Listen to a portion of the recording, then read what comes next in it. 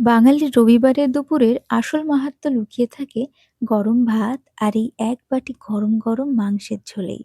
তবে রবিবারটা যদি ব্যস্ততা বা আলসেমিতে ভরা হয় তাহলে কি করবেন চলুন দেখাই।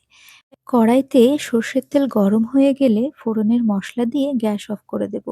এবার থেতো করা আদা রসুন, টুকরো করা পেঁয়াজ, কাঁচা লঙ্কা, টমেটো, আলুর সাথে লবণ, হলুদ, লঙ্কার গুঁড়ো আর লেবু মাখানো চিকেন দিয়ে ভালো করে মেখে নিন।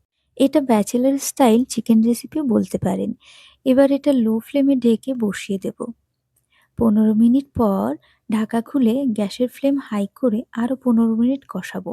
এত অল্প উপকরণে রান্না হলেও এটি কিন্তু স্বাদে ভরপুর আর সঙ্গে আছে ঘরোয়া শান্তির ছোঁয়া।